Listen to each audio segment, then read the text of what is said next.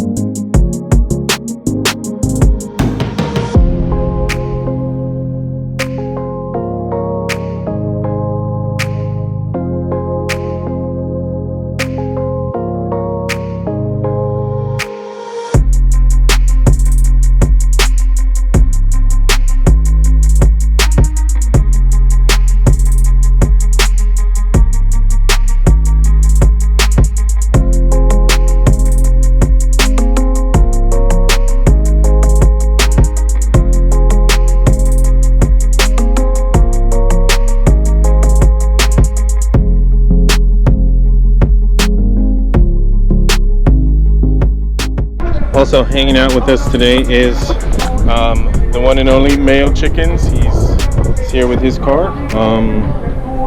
So he's been hanging out with us. We've been taking some photos and just having generally a good time.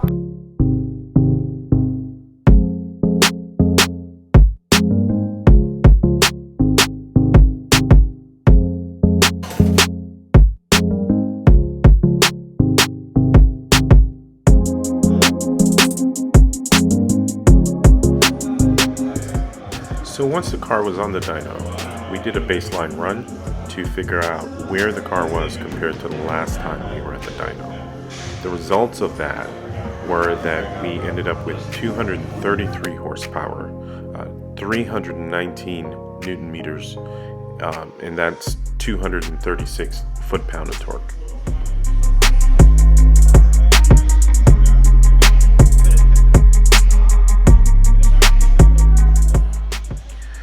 So that baseline run was done with the JB4 on map 1. We then put the JB4 onto map 2, since we have all these upgrades on the car, to see how the car was going to perform with those upgrades. That left us with 242 horsepower, which is 344 newton meters, or 254 foot-pound of torque.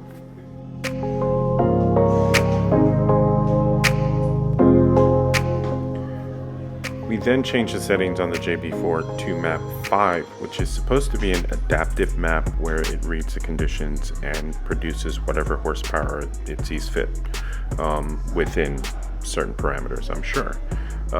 What we got from map 5 was 245 horsepower, 330 newton meters, or 244 foot-pounds of torque. So still in the same ballpark, not much improvement.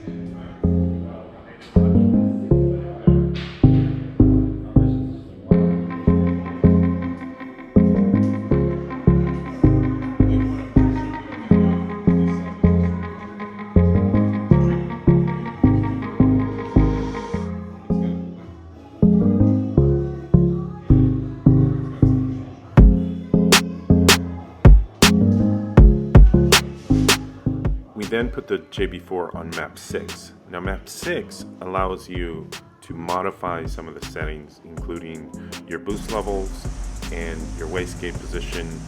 It doesn't give you full flexibility like a tune would, but it does allow you to play around with some of the settings and get to maximize some of the power in the car. So we decided to play around with that to see if we can eke any more horsepower out of the JB4. Now, keep in mind we're getting a good bit of heat soak by doing these repetitive runs, so we're trying to let the car cool off in between runs. And so we started with the first run on map 6, and that got us up to 246 horsepower, which is very, very similar to what we were getting with map 5. 246 horsepower, 340 newton meters, and that's 251 foot-pound of torque. Still not a huge improvement.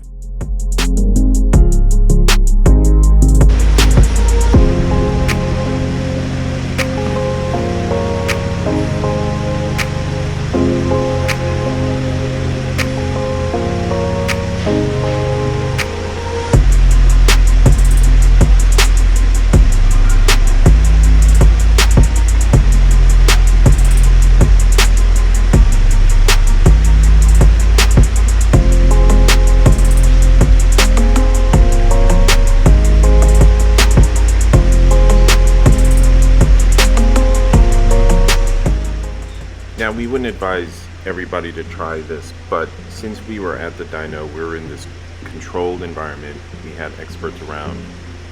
We were monitoring the car pretty closely in terms of what the output was to make sure we didn't blow up the engine. So we decided to push on. We decided to continue to make changes to map 6 on the JB4 to see if we could squeeze a little more horsepower out of the car. What ended up happening was we had a gain of 1 horsepower, but our torque was also dropping in the process. So we were down to 336 newton meters, 248 foot-pounds. This was the point where we had sort of been on the dyno most of the day, playing around with some of the settings, and we decided to call it a day. The general thought we had after this full day at the dyno was maybe we've reached the limit of the JB4. So it may be time to kick it up a notch and go to the next level.